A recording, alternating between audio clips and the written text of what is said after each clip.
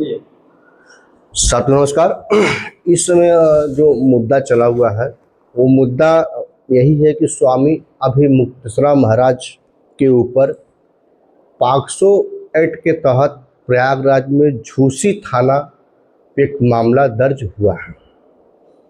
वह मामला यह है कि बीते माघ मेले में दो नाबालिग के ऊपर पॉक्सो एक्ट के तहत एफआईआर पंजीकृत हुआ है और उनके ऊपर एफआईआर पंजीकृत कराने वाले कोई और नहीं है, आशुतोष ब्रह्मचारी एक पीठ के पीठाधीश्वर हैं।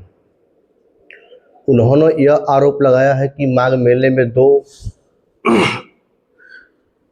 नाबालिग युवकों का इनके संरक्षण में यौन शोषण हुआ है और एक युवक उस समय दोनों नाबालिग थे और इस समय एक बालिग हो चुका है और एक नाबालिग है।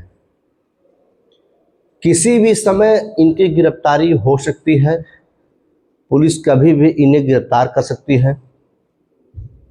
और जिस कोर्ट में गया वहाँ के जज है विनोद कुमार चौरसिया जी, उन्होंने झूसी थाने को रिपोर्ट किया है, आदेश दिया है कि आप इनके खिलाफ एक्शन लिया जाए, विवेचना करके इन्हें आप गिरफ्तार किया जाए, सही और गलत क्या है न्यायालय में प्रस्तुत किया जाए। वहाँ के जो जज है माननीय विनोद कुमार चौरसिया जी हैं।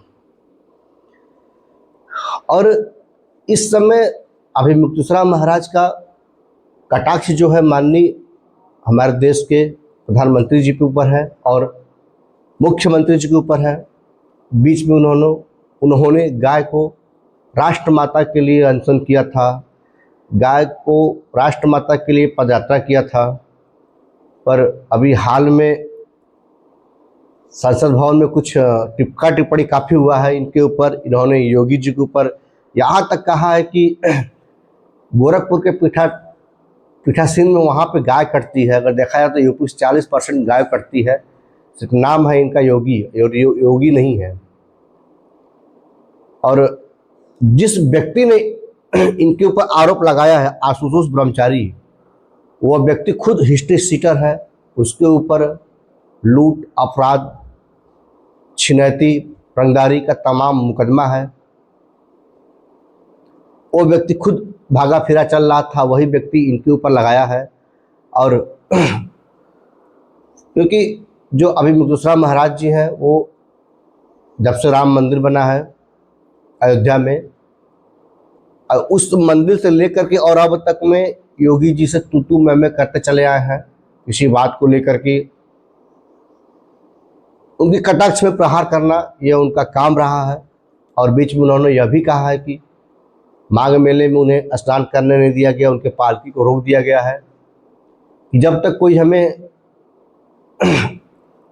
प्रशासन का बड़ा आदमी रिक्वेस्ट नहीं करेगा मैं मानूंगा नहीं, तब तक मैं स्नान नहीं करूंगा। और लास्ट में वो स्नान भी नहीं किए, वापस आ गए काशी में, काशी आकर के स्नान किए हैं।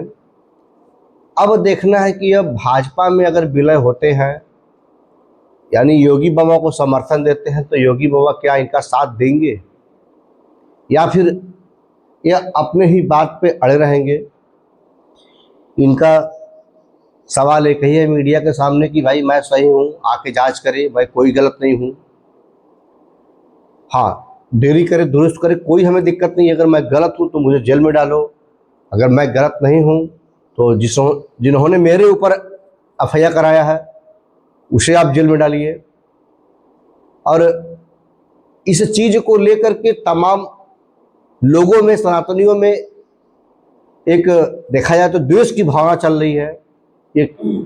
और ज़्यादातर लोग तर्क यही दे रहे हैं कि जो माघ मेले में योगी जी से तू मैं हुआ था, इसी चीज़ को लेकर के सरकार उन्हें नोटिस दी है। और हो सकता है कि उन्हीं के चढ़ाने में आशुतोष ब्रह्मचारी जो है वो एक एप्लीकेशन लिए हों। और पॉक्सो एक्ट जो है वो 2012 में लागू हुआ था, पर उसका उस तरीके से कोई कड़ा नियम नहीं था जितना कि 2019 हुआ है। जो दो नाबालिग बच्चे हैं, इस समय एक बालिग हो गया, एक बालिग है, उनका नाम लोग बताते नहीं हैं। और जो नाबालिग होते हैं, पॉक्सो होते हैं, उनका नाम बताना भी एक अपराध है। नाम और पता काल्पनिक रूप में रख दिया जाता है। तो अब देखना यह है कि पुलिस इन्हें गिरफ्तार करती है या फिर यह देश विदेश भागने की फिराक में रहेंगे, पर ऐसा करेंगे नहीं जहाँ तक मैं जानता हूँ साथियों। यह डट कर मुकाबला करने वाले व्यक्ति हैं और ये डट के लड़ेंगे भी।